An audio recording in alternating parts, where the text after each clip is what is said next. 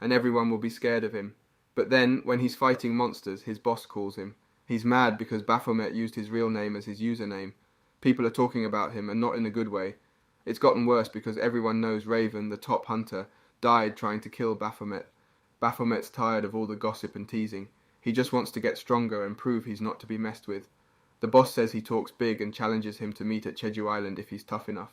So, Baphomet's super excited to go there. He's never seen the sea in real life, only on his phone in the tower. He's even happy to see some foreigners. But the guild's guard pulls him away from them and tells him not to make their country look bad. Baphomet found himself at a place where he needed to attend an orientation for new hunters. A guard, in a crisp uniform, explained that hunters in Korea were chosen by the nation, unlike in other countries. He handed Baphomet his luggage, an identification card, and a smartphone. Baphomet had decided to go by the name Cha Min-woo, suggested by his fellow guildmate. With a grin, Baphomet invited the guard to come along, teasing that he had been keeping an eye on him. The guard was surprised at how quickly Baphomet had caught on. Inside, as everyone was busy munching on food, Baphomet discovered that the guild's manager, Mas Yang-gun, was the event organizer. After his speech, Baphomet couldn't resist confronting Seong-un about his shady dealings with the rogue organization. The manager warned him to keep his voice down, revealing he was part of the central hunter management. Baphomet challenged him, suggesting that Seong-un was quite the master of deception. Seong-un countered, saying it was better than being known as the con man of the century. He warned Baphomet not to let on that they knew each other too well, or he might become an outcast too. Deciding to enjoy his meal alone, Baphomet noticed Seong-un joining his colleagues. Suddenly, a group of A-rank hunters entered the hall, looking all serious.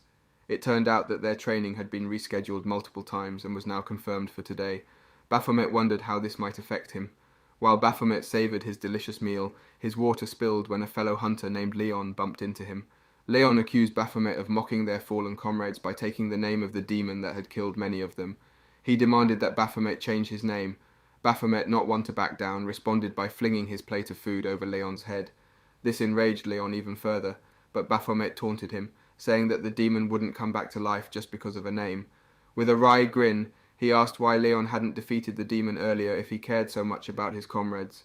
Leon, fueled by anger, activated his buff skill, enhancing his physical abilities, preparing for an attack.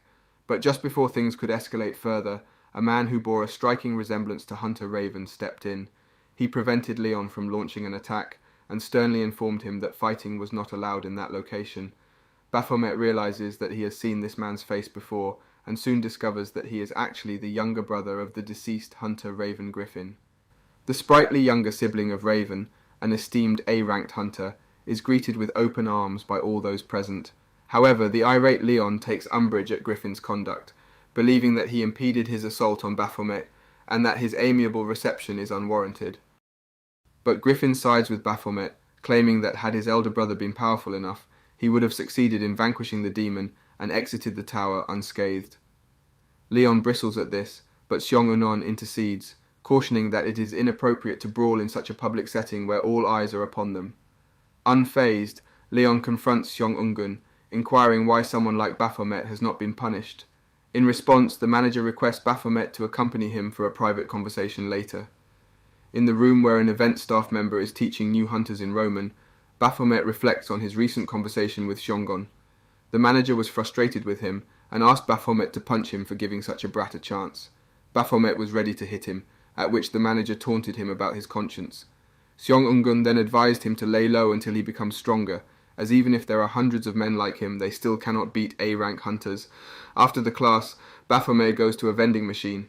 He hears two new hunters talking about him, calling him a con man. He gets angry and punches the vending machine to scare them away. They run off discussing a friendly match between ranked hunters. Baphomet heads to the match the two new hunters were discussing. When he arrives, he finds Leon just won his 8th consecutive match and is inviting Griffin for a match. The rules are announced. They only have to pull the blue cloth from the opponent's arm, and they can't use special skills. As the match starts, Leon becomes very confident, but Griffin easily defeats him. The spectators can't even see Griffin's moves. They say Griffin will soon become a top-ranked hunter, and everyone is scared to fight him. Griffin asks the supervisor to fight Baphomet. The supervisor is hesitant as he's a new hunter, but he grants permission, hoping to humble Baphomet. Griffin gets a handicap, but Baphomet thinks he'll still get beaten up badly. The fight begins, and Baphomet soon realizes that Griffin wants to pummel him. People watching notice this and comment that maybe Baphomet got on Griffin's nerves. As the fight goes on, Baphomet starts to enjoy it. Suddenly, Griffin asks for the fight to stop. Baphomet is confused because he wanted to see Griffin's real ability, remembering Seong-ungun's words. Then his demon side takes over and he attacks Griffin. But just as he's about to land a hit, Baphomet crashes through a window and lands in a swimming pool. He can't swim and starts to drown. Panic sets in, but then a blonde beauty with blue eyes comes to his rescue. Baphomet grabs her hair in his panic and they both start drowning. Other girls notice and call for help, seeing the blonde girl's hair floating on the water. Baphomet then wakes up from another dream and continues to stare at a girl waking him up, who warns him to stop suddenly. Seong-ungun appears with a staff member and apologizes for the trouble caused by Baphomet. He recognizes the girl whom Baphomet was staring at to be Echidna, the CEO of the Art Guild. He is surprised that she is present there.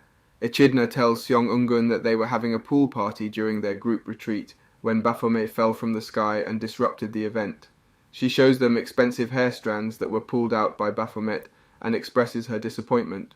Echidna tells him how expensive they are, as it costs a lot to maintain such hair. She emphasizes the significance of each hair strand as they symbolize the representative hunter of their guild. Pachina then urges Baphomet to take responsibility for his actions and compensate them for the damage caused, suggesting a payment of 1 million for each strand of hair, which amounts to a total of 116 million. Baphomet disputes this proposal, stating that he doesn't see the worth of paying such a high amount for hair strands, particularly as he doesn't value the hunter as much as Echidna does.